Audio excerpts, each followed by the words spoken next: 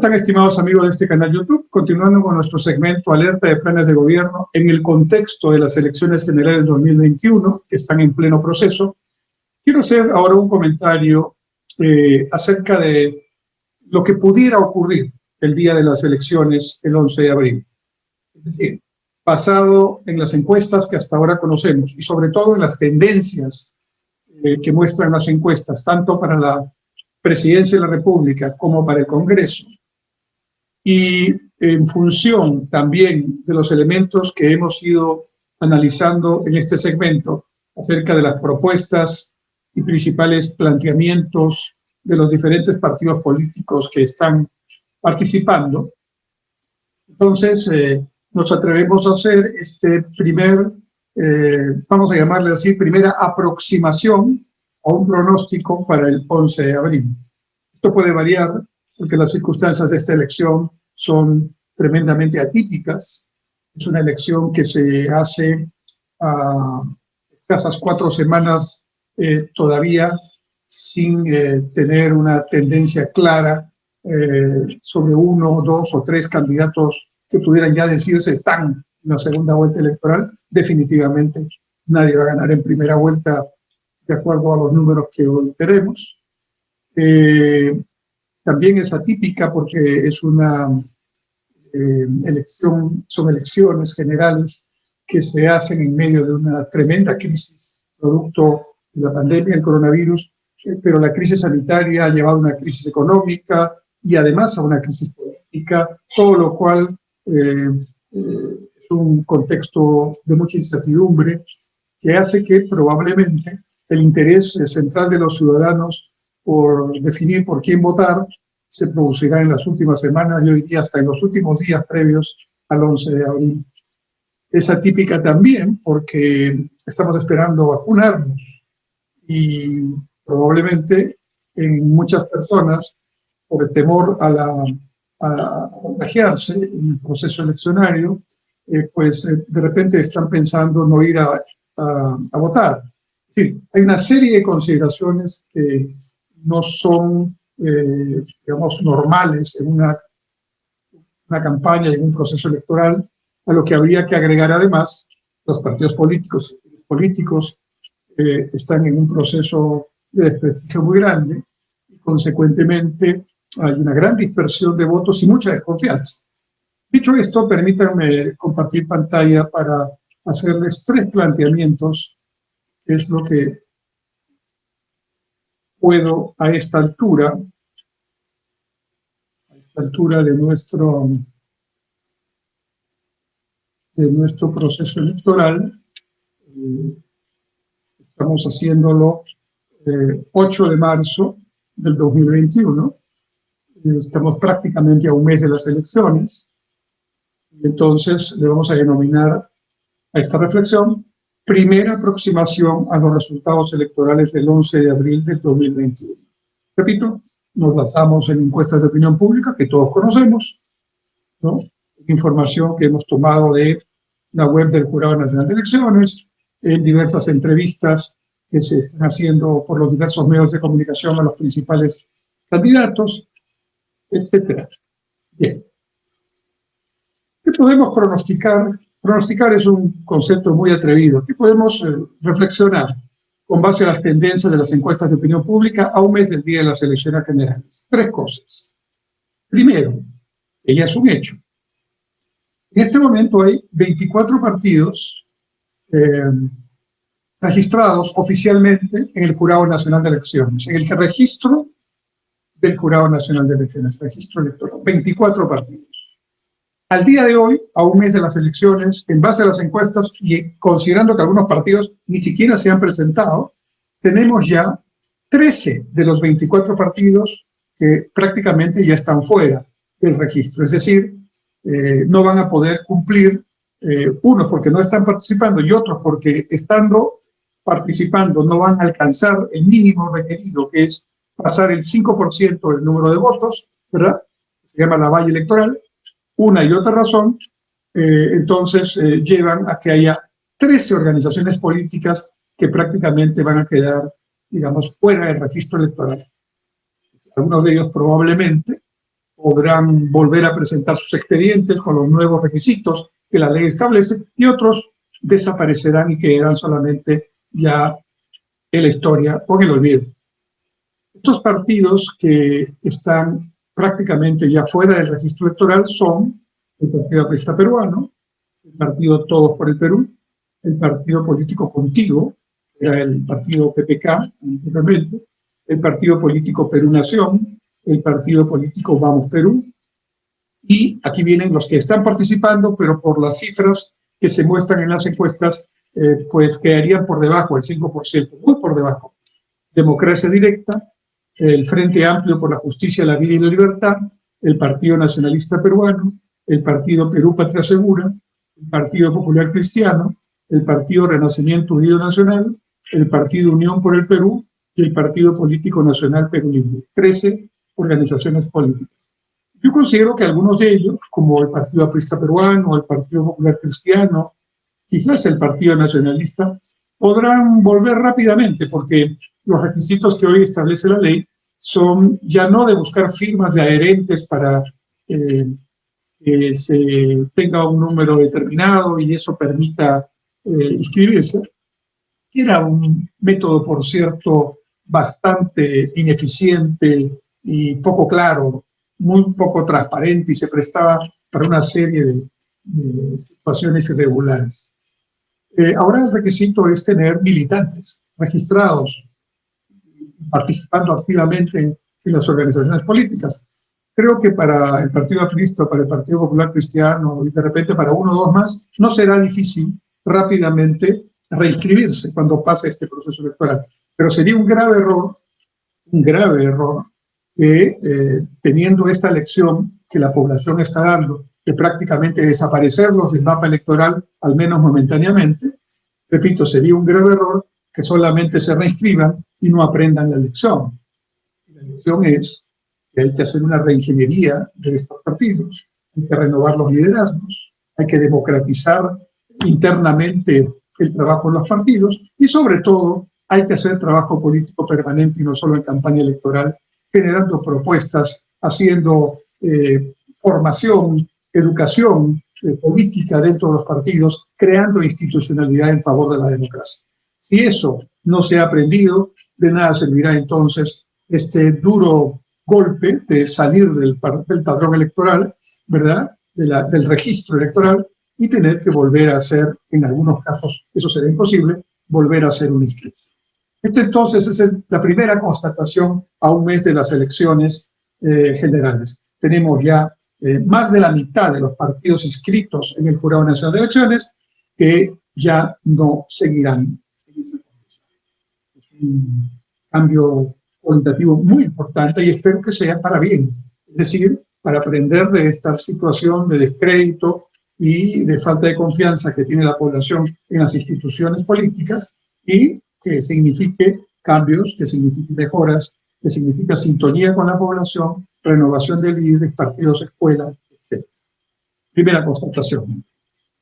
Si sacamos a los partidos que ya no están en contienda y los que están en contienda pero que van a estar por debajo del 5% según las encuestas de opinión pública, entonces la segunda reflexión es que quedan 11 partidos que podrían pasar la valla electoral. Lo pongo en condicional porque todavía algunos de ellos creo que se la están jugando en el límite, es decir, están bordeando en las encuestas algunas,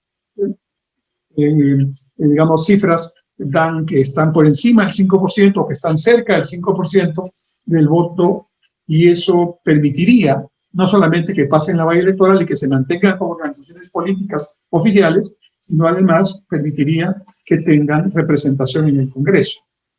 Estos 11 partidos son Renovación Popular, con el señor López Aliaga como candidato, Fuerza Popular, con Keiko Fujimori como candidata, Victoria Nacional, con el señor Forsyth como candidato, Podemos Perú, con el señor Urresti como candidato, Alianza para el Progreso, con el señor Acuña como candidato, Avanza País, con el señor De Soto como candidato, Acción Popular, con el señor Lescano como candidato, Juntos por el Perú, con la señora Verónica Mendoza como candidata, Partido Morado, con el señor Guzmán como candidato.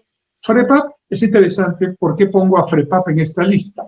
FREPAP, el partido que tiene hoy día representación parlamentaria, ¿no? Es un partido que no ha presentado lista de candidatos a la presidencia y vicepresidencias. Solo ha presentado lista para el Congreso. Se puede, con una participación solo del Congreso, lograr el número de votos y las condiciones que la Constitución establece para poder lograr representación parlamentaria, sí. Y el FREPAP está apostando a tener una buena votación para el Congreso y basado en esos cálculos que han realizado, estiman que puede estar. Dicho sea de paso, las encuestas sobre participación en el Congreso incluyen al FREPAP entre los que van a poder tener bancada en el Congreso. También pongo a Somos Perú, cuyo candidato es el señor Salaverry, pero por una circunstancia muy particular. Claramente, la votación para el señor Salaverry es mucho menor que la votación por el grupo parlamentario de Somos Perú, que encabeza el expresidente Vizcarra.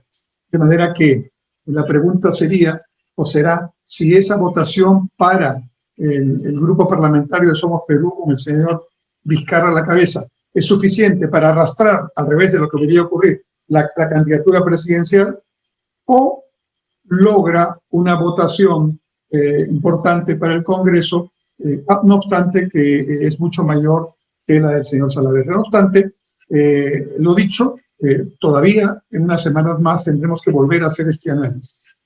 También he separado en dos este grupo de 11 partidos que están en la pelea, vamos a decirlo así. A la izquierda hay 6 partidos que tienen, además del nombre del candidato, entre paréntesis, la sigla MAC.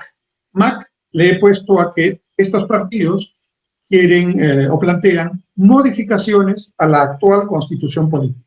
Modificaciones a la actual constitución política, MAC. Y sobre todo, estos partidos no están planteando, a la luz de los planes de gobierno que hemos leído y de lo que hemos escuchado o visto en las entrevistas que los diferentes candidatos tienen, no están planteando cambios sustantivos en el modelo económico. La Constitución de 1993 plantea. Están planteando que deben haber modificaciones, pero que deben hacerse en el marco de lo que la propia Constitución plantea. Son recomendaciones muy puntuales. Aquí están Renovación Popular, del señor López Aliaga, Fuerza Popular de la señora Keiko Fujimori, Victoria Nacional del señor Forsyth, Podemos Perú con el candidato Urresti, Alianza para el Progreso con el señor Acuña y Avanza País con el señor de Soto. A la derecha he puesto, no están en orden de aparecer en las encuestas, sino en este sentido que estoy planteando, los partidos que tienen posibilidades de pasar la valla, ¿no? Y que además hacen planteamientos más radicales con respecto a la Constitución Política del 93, actualmente vigente.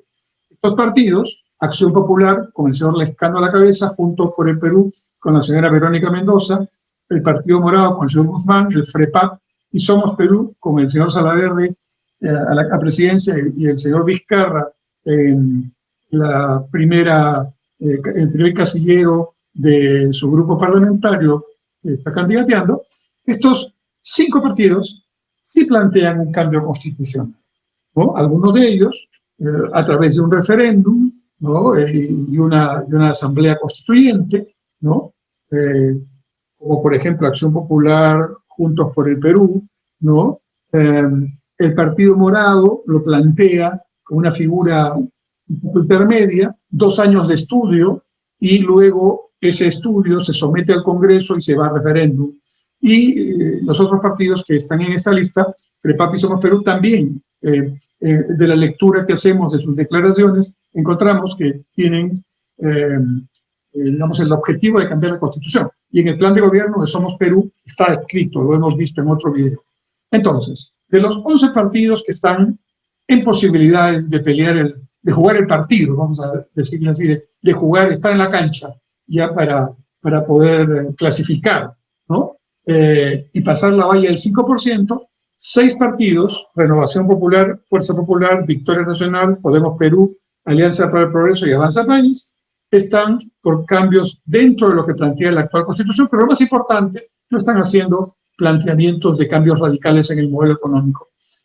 Y estos 5 partidos, incluido Acción Popular con el liderazgo del señor Lescano, Acción Popular, Juntos por el Perú, Partido Morado, FREPAP y Somos Perú, sí están haciendo planteamientos de cambio constitucional. Ya se quedaron fuera de la lista varios que también querían cambio de la Constitución, pero que parecería ser que no van a poder lograr este número de votos mínimo que dice la valla electoral. Esto es importante porque vamos a tener que ir el día de las elecciones a votar con la misma intensidad, con el mismo interés, con la misma preocupación para el voto a presidente y vicepresidencias y para el voto al Congreso. Porque si esto fuera así, si estos 11 partidos pasaran la valla, el reparto de curules en el Congreso va a estar en función de la cifra repartidora, en función de los votos y la ubicación de estos en todo el Perú. Entonces, estos partidos tendrían representación parlamentaria. Y si hay 5 que están postulando el cambio constitucional radical, habría que ver qué peso tienen en esa nueva bancada. Por lo tanto, a diferencia de otras elecciones generales, donde la preocupación solo era el candidato presidencial y vicepresidentes, y menos los candidatos al Congreso, aquí tenemos que hacer una buena selección de partidos y de postulantes al Congreso. La elección al Congreso, desde mi punto de vista, es tan importante y para estos efectos más importante que la elección del propio presidente y vicepresidente. Por lo tanto, así está la foto en estos momentos. Esto puede variar en las próximas semanas, ¿no? Pero ya tenemos una idea. Volveremos a hacer este mismo ejercicio dentro de unos 15 días y tendremos la confirmación de las tendencias o algunos cambios que podrían suceder. Una de las cosas que puede pasar es que se vayan afianzando. Como ven, en este momento los partidos están con votos bastante dispersos. Incluso el primer lugar o los primeros lugares prácticamente están muy cerca de los segundos y los terceros, y estos de los cuartos o los quintos. Y en un sentido estrictamente estadístico, ¿no? Esto significaría que algunos están en empate técnico. Por lo tanto, siendo el más menos el error de alrededor de 2%, 3%, 5%, diferencias de 2%, 3%, 4% entre candidatos prácticamente no nos dicen mucho para definir si pasan uno al otro o si avanzan mucho más o no. Tendremos que ir viendo la tendencia, pero en estos momentos pienso que estos 11 siguen en la pelea, algunos con mejores pronósticos, pero estos 11 siguen en la pelea. ¿Qué podría pasar dentro de 15 días? Podría pasar que algunos ya se afiancen en ese proceso. En elecciones importa mucho la tendencia. El que va subiendo y sigue subiendo va en un curso, yo diría, geométrico de crecimiento, ¿no?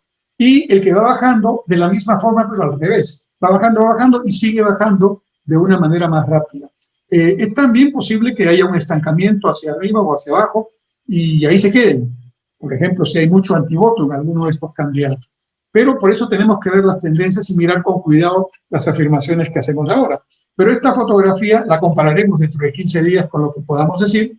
Sin embargo, nos va dando una idea ya. Y esta idea, también es el elemento que añado, nos pone un grupo de partidos que están, digamos, más al centro y dentro de ese centro con posiciones no tan radicales con respecto al cambio del modelo económico o con respecto al cambio constitucional. Y 5 partidos, ¿no? Algunos de ellos que están en primeros puestos en las encuestas o entre los primeros puestos, como Acción Popular y Juntos por el Perú, que sí están por propuestas de cambio radical en el modelo económico y en la constitución política.